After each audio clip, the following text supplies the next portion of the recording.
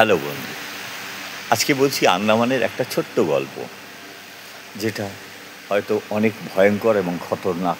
একটা দ্বীপ আছে, আইল্যান্ড আছে, যেটা সেন্টিনাল আইল্যান্ড বলা হয়, যে আইল্যান্ডে সম্পূর্ণভাবে নিষিদ্ধ। একমাত্র আন্দামানের এক বোন কলকাতাতে বিয়ে হয়েছে, সে তো নিশ্চয়ই জানে, নিপা সাহা। সে জানে, সে আমার ভীষণ ভালো বোন।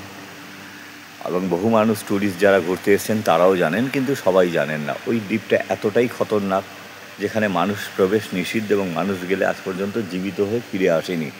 কিন্তু সৌভাগ্যক্রমে 2025 সালে কোনো এক আমেরিকান ট্যুরিস্ট সেখানে পৌঁছায় রাত্রিবেলা গিয়ে, এবং কিছু ক্যামেরা বন্দি করে ফিরে আসে জীবিত অবস্থায়। হয়তো তাদের সাথে তাদের দেখা হয়নি, রাত গভীর ছিল, ওরা হয়তো ঘুমাচ্ছিল, এবং দ্বীপটা যেহেতু 60 কিলোমিটার বহুদূর, তাকে দেখা সম্ভব হয়নি। এই কোনোভাবে বেঁচে ফিরে আসে। যাই হোক, আসার পর সাথে সাথে অ্যারেস্ট হয় এবং 5 বছরের সাজায় ঘোষণা হয়ে এখন সে জেল খাটছে।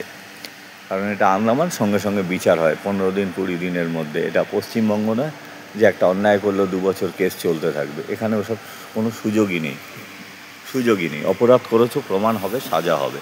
যাই হোক, সাজা হয়েছে। 2018 সালেও আরেকবার আমেরিকান একজন গেছিলেন, খ্রিস্টান, তিনি মারা গেছেন এবং তার বডিও আনা সম্ভব হয়নি। কারণ হেলিকপ্টার চেষ্টা করেছিল বডিটা ফিরিয়ে নিয়ে আসা, ওরা তীর ছোড়া শুরু করে, এবং ওদেরকে মারার অধিকার নেই। ওরা কারোর দ্বীপে আসে না, ওদেরকে কেউ ডিস্টার্ব করে না, আর আমরাও ওদেরকে যাতে গিয়ে ডিস্টার্ব না করি সেই জন্য ভারত সরকার ওটাকে ব্যান্ড করে দিয়েছে। বহু বছর ধরেই ব্যান্ড হয়ে আছে। একমাত্র মিলিত হয়েছিল 1991 সালে আমাদেরই বাঙালি পশ্চিমবাংলা মহিলা মালা চট্টোপাধ্যায়। উনিই একমাত্র মিলিত হতে পেরেছিলেন, 20 জনের টিম নিয়ে সম্ভব হয়েছিল নারকেলের বিনিময়।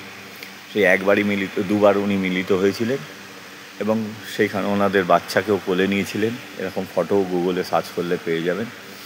কিন্তু তারপর থেকে বা তার আগেও কখনো মিলিত সম্ভব হয়নি। তার আগে তো সম্ভব হয়নি, পরে যারা গেছিলেন কেউ জীবিত ফেরেনি। দুটো মাছওয়ালা কোনোভাবে হাওয়ার তোড়ে ওখানে ডিঙি চলে যায় এবং তাদেরকেও মৃত্যুর কোলে চলে যেতে হয়।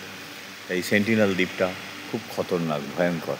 এর সম্বন্ধে জানবার জন্য যদি ইচ্ছা হয় তাহলে নিশ্চয়ই জানাবেন, আরও কিছু জানাতে পারবো। আন্দামান বহু জায়গা আছে যেখানে মানুষ ঘুরে বেরিয়ে অনেক আনন্দ পাবে, প্রচুর আনন্দ পাবে। বারাটাং, ডিগলিপুর, এ সমস্ত জায়গাগুলো মারাত্মক জায়গা, যেখানে গেলে সত্যি আনন্দ লাগবে। জলপ্রপাত আছে, আমাদের তিরুরেও জলপ্রপাত আছে। তারপর তো জাপানিজ বাংকার প্রচুর আছে, জলি বয় আছে অন্ডুর বলে একটা জায়গায়। বাতু বস্তি গেলে বাঙালি পাড়া মনে হবে। এরকম বহু জায়গা আছে।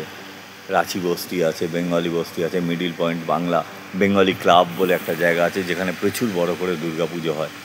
যে সমস্ত বাঙালি ভাই বোনেরা এসেছেন আন্দামানে দুর্গাপুজোর সময় তারা জানেন, দেখেছেন, ভালো লাগবে। আসুন, কোনো রকম এজেন্ট দালাল লাগে না। ডাইরেক্ট প্লেনের টিকিট এখন অনেক কম রেট চলছে। টিকিট কাটুন, চলে আসুন, এসে হোটেল বুক করে নেবেন।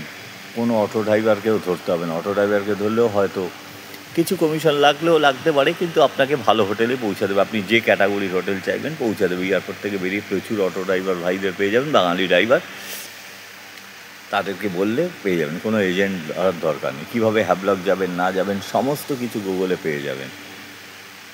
যাই হোক, যদি কেউ আসতে চান আসবেন, আর যদি মনে হয় আমার সঙ্গে যোগাযোগ করবেন করতে পারেন। আমি তো হোটেলের সেভ, আমি যতটা পারবো ফোনে যোগাযোগ করিয়ে দিতে, ব্যাস এইটুকুই, আর কিছু পারবো না। আর যদি আমার এখানে আসেন তাহলে আমি আমার তরফ থেকে যতটা সাহায্য করার, হেল্প করার, সাহায্য নয়, যতটা সহযোগিতা করার নিশ্চয়ই করব। ওকে, বাই।